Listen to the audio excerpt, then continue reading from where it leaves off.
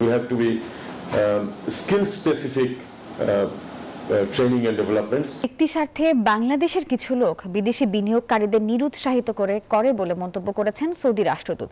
পররাষ্ট্র মন্ত্রণালয়ে এক অনুষ্ঠানে অংশ নিয়ে তিনি এই কথা বলেন। আর এদিকে বাংলাদেশে বিনিয়োগ বান্ধব পরিবেশ নেই, এটা স্বীকার করার কথা বলেন পররাষ্ট্র উপদেষ্টা তৌহিদ হোসেন। রোববার সকালে পররাষ্ট্র মন্ত্রণালয়ে সৌদি বাংলাদেশ ব্যবসায়িক অংশীদারিত্ব বৃদ্ধি নিয়ে মন্ত্রণালয় ও পলিসি এক্সচেঞ্জ যৌথভাবে একটি প্রতিবেদন প্রকাশ করে।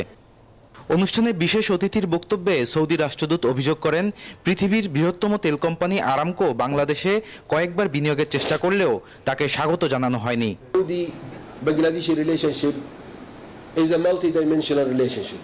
It's not only focusing on Hajj or manpower or AIDS, but it's a multi-dimensional relationship. It should cover trade, investment, sport, culture, tourism and every other aspect. এ সময় পররাষ্ট্র উপদেষ্টা তৌহিদ হোসেন বলেন, বিদেশি বিনিয়োগের পরিবেশ নিশ্চিত করতে হবে, গড়ে তুলতে হবে দক্ষ মানব সম্পদ। We have to be skill specific training and developments so that they become employable all over the world. In fact, even in our own country we have this problem that we have the requirement of skills which we do not have in our country.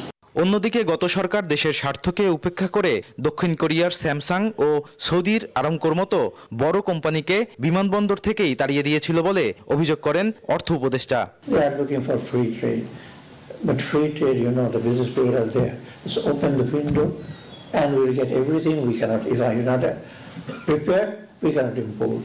বর্তমান অন্তর্বর্তী সরকারের বেশি দিন ক্ষমতায় থাকার ইচ্ছে নেই বলেও জানান অর্থ উপদেষ্টা। অনুষ্ঠানে দুই দেশে সরকার ও বেসরকারি ব্যবসায়িক প্রতিনিধিরা উপস্থিত ছিলেন। বদরুল আলম শাওন, নিউজ 24, ঢাকা।